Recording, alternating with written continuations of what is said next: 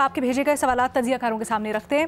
فخر صاحب، آپ سے ہمدان بٹ نے سوال کیا ہے کہ ٹرمپ نے غزہ کے معاملے پر یو ٹرن لے لیا ہے۔ وہ کہہ رہے ہیں کہ کوئی بھی فلسطینیوں کو غزہ سے بے دخل نہیں کر رہا۔ اس تبدیلی کے پیچھے وجہ کیا ہے؟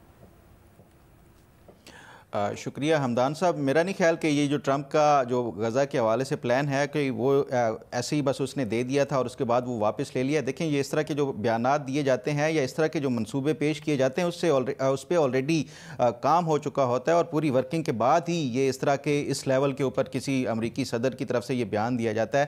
تو میں نہیں سمجھتا کہ یہ اتنی جلدی کوئی ٹرمپ اپنے بیان سے واپس وہ ہٹ جائیں گے۔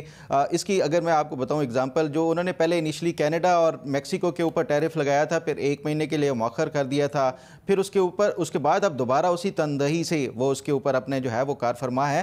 تو اسی طرح کا اس کا جو ٹرمپ کے حوالے سے یہ جو پلان ہے غزہ کا، یہ اسرائیل کے جو فائنانس منسٹر ہیں اس نے باقاعدہ اس حوالے سے کہا ہے کہ یہ جو ٹرمپ کا جو پلان ہے غزہ کے حوالے سے، یہ کوئی اس کو بیک برنر پہ وہ نہیں کیا گیا بلکہ اس کے اوپر باقاعدہ کام ہو رہا ہے۔ تو میں نہیں سمجھتا کہ یہ اس کو جو ہے وہ ختم کیا گیا ہے جو ٹرمپ کا پلان ہے۔ ہاں، یہ ہو سکتا ہے کہ جو عرب ورلڈ کی طرف سے ایک اناؤنس کیا گیا ہے $50 بلین کی جو پروجیکٹ ریہیبلیٹیشن کے لیے غزہ کی، وہ اس کو دیکھتے ہوئے یہ ابھی شاید یہ اندازہ لگایا جا رہا ہو کہ عرب اس میں کتنے حد تک سنجیدہ ہیں۔ جب وہ اس کی طرف سے کوئی اگر پیش رفت جب وہ ہوگی تو اس کے بعد ہی شاید یہ جو ٹرمپ کا پلان ہے اس کے اوپر کوئی اپنے طور کے اوپر وہ امریکہ جو عمل درآمد کر سکے۔ فی الحال یہ اسی وجہ سے ہو سکتا ہے کہ جو عرب ورلڈ نے یہ فیصلہ کیا ہے $50 بلین والا، اس میں کتنی حد تک یہ سنجیدہ ہیں۔ ٹھیک ہے، بہت شکریہ فخر درانی صاحب۔ اگلا سوال مظہر عباس صاحب آپ کے لیے بھیجا گیا ہے۔ آپ سے پوچھ رہے ہیں جمشید فیروز کہ سندھ حکومت کا دعویٰ ہے کہ 1 سالہ کارکردگی میں 2500 کلومیٹر سڑکیں مکمل کی، 4 لاکھ گھر تعمیر ہوئے۔ ان کاموں سے سندھ میں کتنا فرق نظر آیا ہے؟ دیکھیں جمشید صاحب، اگر 1 سال کی میں تھا اس بریفنگ میں، بدقسمتی سے اس بریفنگ میں صرف ون سائیڈڈ اسٹوری تھی، کیونکہ چیف منسٹر نے پوری بریفنگ دی اور بہت اچھی بریفنگ دی انہوں نے، لیکن کوئی سوال نہیں ہوا اور ظاہر سوال و جواب کا سیشن ہی نہیں تھا کہ آپ سوال کرتے۔ اگر میں 1 سال کی کارکردگی ان کی دیکھوں تو مجھے بڑی اچھی کارکردگی، بہت سے ایریاز میں بہت اچھی کارکردگی نظر آتی ہے۔ یہ جو 4 لاکھ مکانات ہیں، یہ دراصل 21 لاکھ مکانات جو 2021 کے میں سیلاب آئے تھے اس کے بعد بن رہے ہیں، اور اس کے پروجیکٹ ڈائریکٹر بھی ادھر تھے، تو وہ کافی ٹرانسپیرنٹ چیز نظر آتی ہے۔ لیکن جب میں دیکھوں کہ چیف منسٹر مراد علی شاہ یہ ابھی 1 سال پہلے تو نہیں آئے ہیں، یہ تو پچھلے 3 ادوار آپ سمجھ لیں اور 2 ادوار براہ راست اس میں، تو اس کو سامنے رکھ کے ہم دیکھیں تو بہت سے سوالات آتے ہیں کہ جب آپ سڑکوں کی بات کرتے ہیں اور تھرپارکر وغیرہ میں یقیناً بہت اچھی سڑکیں بنی ہیں، لیکن جب آپ کراچی کی کچھ سڑکوں کی بات کرتے ہیں تو پھر یہ سوال آتا ہے کہ پچھلے 4 سال سے ایک سڑک جو ہے وہ خود ہی پڑی ہے جہاں لاکھوں لوگ ادھر ٹریول کرتے ہیں، وہ 4 سال سے سڑک کیوں نہیں بنی؟ اور پھر بہت سی سڑکیں ایسی ہیں کہ جو آپ کے دور میں بنی اور پھر ٹوٹ گئیں۔ بہت سے انڈر پاس، فلائی اوور ایسے ہیں جن کی کنڈیشنز آپ دیکھیں آپ ہی کے دور میں بنے، پھر آپ ہی کے دور میں ان کی کنڈیشنز، تو جو سڑکیں بنتی ہیں جن پہ اربوں روپے خرچ ہوتا ہے ان کی عمر کتنی ہوتی ہے؟ اب یہ ڈسکشن جو ہے وہ نہیں ہو سکی۔ اور انہوں نے یہ ضرور کہا جب میں نے ان سے پوچھا کہ اس پورے 1 سال کی کارکردگی میں لا اینڈ آرڈر کہیں نہیں تھی آپ کی اس میں، تو انہوں نے کہا لا اینڈ آرڈر پہ الگ ایک بریفنگ رکھی جائے گی۔ تو سڑکیں بنی، بہت سی جگہوں پہ بنی ہیں، ٹراما سینٹرز کے بارے میں اور بہت سی کافی تفصیل سے بریفنگ تھی ان کی۔ ہیلتھ سیکٹر میں کچھ کام ہوا، لیکن جس وقت وہ یہ ہیلتھ سیکٹر کے بارے میں بتا رہے تھے تو مجھے میرے ایک دوست نے، جناح ہاسپٹل میں ان کے بھائی کینسر کے مریض ہیں، انہوں نے کہا کہ جناح ہاسپٹل میں کینسر کی دوائیں نہیں مل رہی اس میں۔ اچھا، تو یہ جو چیزیں ہیں کارکردگی جب ہم دکھائیں تو ہم بالکل اس میں بہت سے پازیٹیو فیکٹرز بھی ہوتے ہیں، بہت سی چیزیں ایسی ہوتی ہیں جس پہ سوالات بنتے ہیں، لیکن سوالات کے جوابات سوال ہوئے نہیں اور سوالات کی اجازت نہیں تھی، تو وہ تشنگی رہ گئی، وہ تشنگی رہ گئی۔ لیکن اگر ہم ان کو 1 سال کی کارکردگی دیکھیں تو اس میں ایک بڑی کمپیکٹ بریفنگ تھی، لیکن جب میں دیکھتا ہوں کہ مراد علی شاہ پچھلے 2 ادوار سے جو ہے چیف منسٹر رہے ہیں اور اس سے پہلے فائنانس منسٹر تھے، تو پھر لگتا ہے کہ اس سے بہت زیادہ کام ہونا چاہیے تھا۔ مطلب اتنا فرق نہیں نظر آیا؟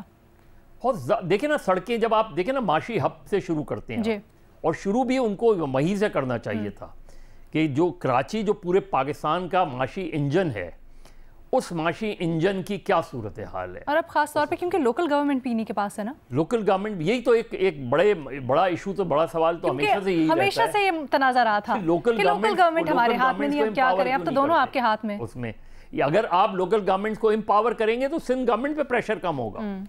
ये नहीं समझती हमारी गवर्नमेंट कि जब लोकल बॉडीज एम्पावर होंगी तो वो अकाउंटेबल होंगी। जब आप ही लोकल गवर्नमेंट बन जाएंगे तो फिर आप मेयर, इनका मेयर है ना, ठीक है, इनका मेयर रोता रहता है। विफाक में आप इत्तेहादी हैं, और विफाकी हुकूमत के बारे में मेयर, पिछले मेयर भी रोते रहते थे जो वसीम अख्तर थे, ये मेयर भी रोते रहते हैं, तो फिर आप विफाक में हैं क्यों उनके साथ? सर कोई और सवाल जो आपका रह गया हो और आप उस प्रेस कॉन्फ्रेंस में पूछना चाहते हैं, वो अभी प्लेटफॉर्म है, आप अभी भी पूछ सकते हैं।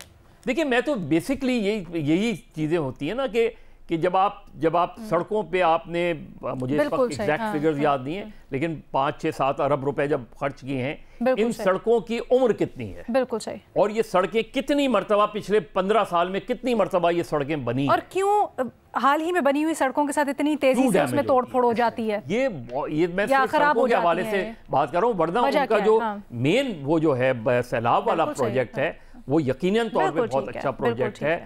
हेल्थ सेक्टर में काफी काम हुआ है। और जैसा कि आपने भी कहा कि लॉ एंड ऑर्डर का, उन्होंने कहा अभी बाद में अलग से ब्रीफिंग होगी, तो हम उम्मीद करते हैं कि ये बड़ा रेलेवेंट इशू है law and order. Mahmad Sarfaraz साहिबा, आपसे सरफराज बेग साहब सवाल करें, ये कोई रिश्तेदार तो नहीं है आपके? सरनेम सिमिलर है? नहीं। अच्छा जी। वज़ीर आला मुराद अली शाह का कहना है कि दरियाए सिंध में 6 नहरों की तामीर गैर कानूनी है, लेकिन कुछ लोग इसे एक अच्छा मंसूबा समझते हैं और सिंध के इख्तलाफ को तरक्की की राह में रुकावट समझते हैं। आपको क्या लगता है?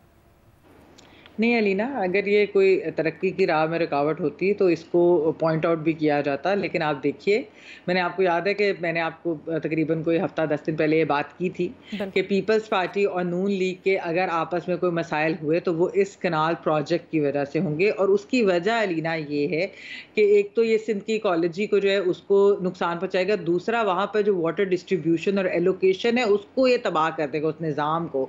और मैं आपको ये बताती चलूँ कि पीपल्स पार्टी के सियासतदान जहां भी जा रहे हैं, अभी मीडिया के अंदर तो हम इसके ऊपर कम बात सुनते हैं, लेकिन वहां पर बाकायदा प्रोटेस्ट हो रही हैं, यानी कि पानी के ऊपर ये बात हो रही है कि ये किस तरीके से ये मंसूबा जो है आगे जा रहा है। और इसी वजह से अलीना, यही वजह है कि आप देखिए कि सदर जरदारी साहब ने अपने खिताब के अंदर, जो जॉइंट सेशन था उसके अंदर, उन्होंने ये बात हाईलाइट की और उन्होंने वाज़ेह किया कि एज प्रेसिडेंट भी मैं इसको सपोर्ट नहीं कर सकता। फिर बिलावल भुट्टो साहब ने भी इसके ऊपर बात की। उसके अलावा इवन वजीर आजम साहब की तरफ से भी यकीन दहानी कराएगी कि नहीं, इस मामले को किसी तरीके से रिजॉल्व करते हैं। देखिए, ये बहुत सीरियस मसला है अलीना, ये काफ़ी एक सीरियस इशू है, और अगर ये आगे जाते हैं तो जिस तरह काला बाग के ऊपर बहुत ज़्यादा वो पॉलिटिकल भी इशू बन गया था, और वैसे भी उसके बहुत सारे मसाइल थे, ये इशू उससे बड़ा बन सकता है। इसलिए मेरे ख्याल में कि जो नून लीग है वो बैठ कर पीपल्स पार्टी के साथ इस मसले को इवेंचुअली रिजॉल्व करेगी। वो नहीं चाहेंगे कि सिंध के वसाइल लेकर तो कोई दूसरे सूबे को, या इस तरीके से जो पानी के ऊपर खासतौर पर बहुत बड़ा मसला बन। वैसे इस वक्त जो हुकूमत है या उसके सरबराह शहबाज शरीफ साहब, नून लीग, उनकी कितनी लेवरेज है इस मामले के अंदर आपके ख्याल में?